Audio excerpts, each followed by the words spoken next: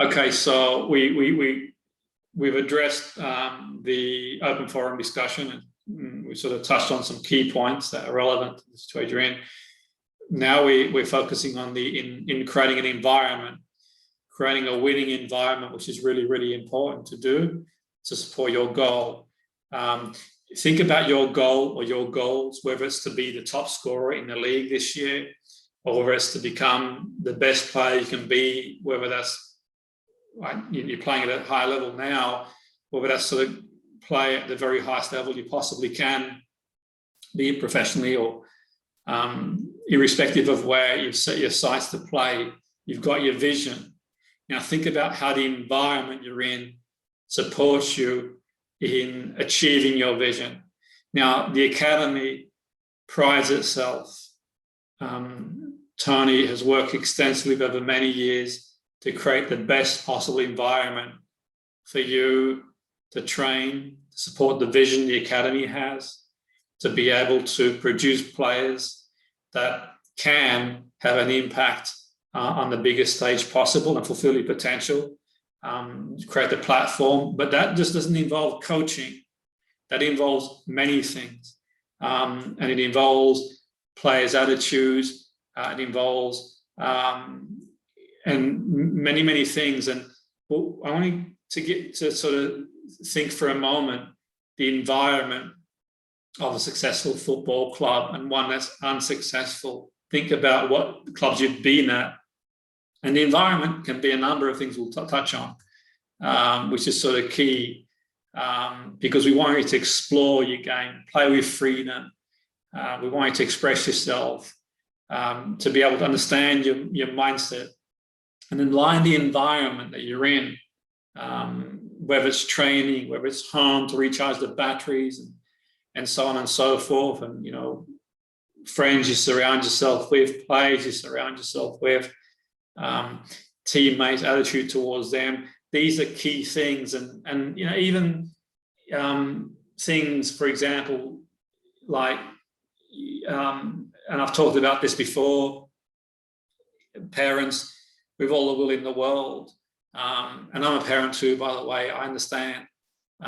It can be you want the best for the child, for the children, and you give information around football. But the analogy I use is you wouldn't get a parent going in the back of a maths class or a science class or a PE class and shouting and screaming. And in football, it's detrimental. It really is. And I know it's not easy, because obviously if you're in a situation like that, you go home and just say, well, okay, if you're standing by the touchline, you're not doing me or anyone any favors by the overload of information. Now, something came to mind, having said that, to give you an example. Yesterday, we saw Denmark win, and obviously Kasper Schmeichel played for us at Berries online from City when and he was a fantastic professional. But what I want to say is, one time we played in the FA Cup. I think it was the FA Cup or the League. I can't remember now. It was that long ago. I stand corrected. But anyway, it was a cup anyway.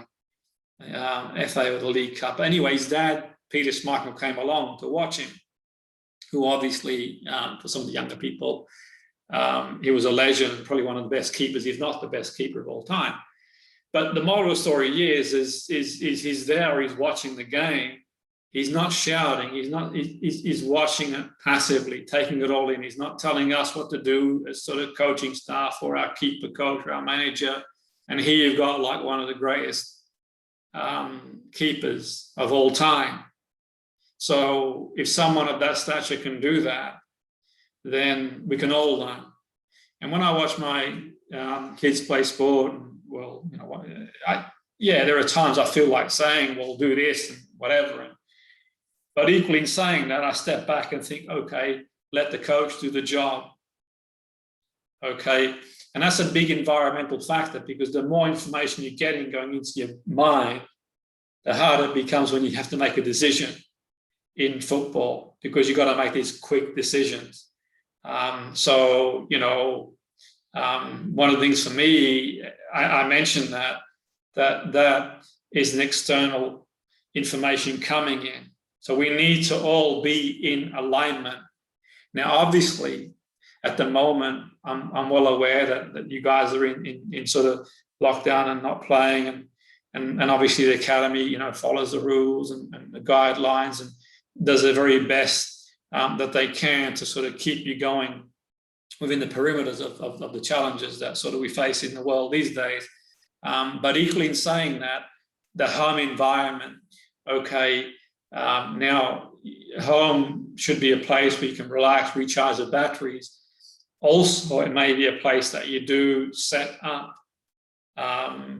equipment that you can do activities to back up some of the work you're doing, which is key, because obviously there'll be a point you get back into playing, and it's sort of key. So the environment for me is a number of factors, and a good environment is going to help you explore. We want players who explore and play with freedom. When I say play with no fear, it's okay to be afraid, guys. We all have fear.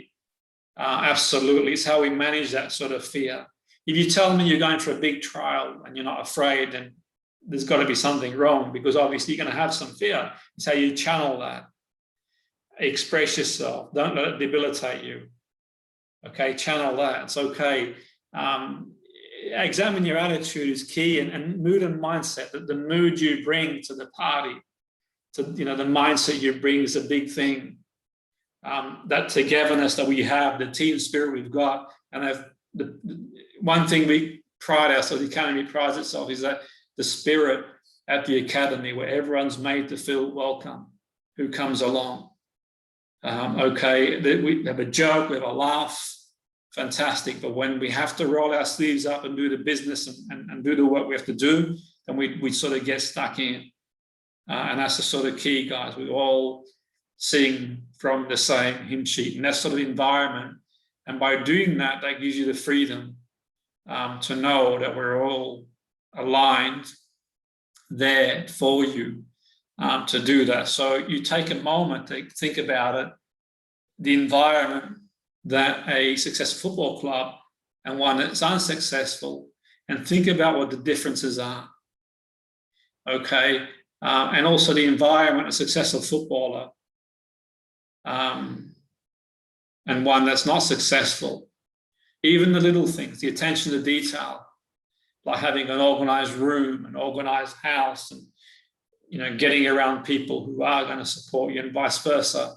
I suppose my memory brings me back to one time when I went to go see my friend, or my colleague, I should say, at Man United when Sir Alex Ferguson was manager, and he invited me, and not Alex Ferguson, the sports scientist there, Tony invited me, a few times, because I'd worked with him before at Blackburn, and when I went to go see him there, what struck me was when I'm in the cafeteria, and there were players of all sort of, senior players, young players, and I was sort of lining up to get something to eat, and the lads said, "Sir, go to the front." Now, I could have been anyone for all they know, but it didn't matter to them. And that's, for me, that's where it begins, that sort of environment, to think that they had the maturity, players, who were playing at one of the biggest football clubs in the world, to say, well, he is a guest, go to the front.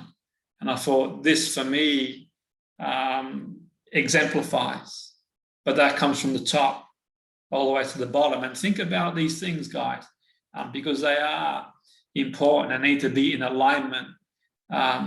Your goals need to be in alignment with the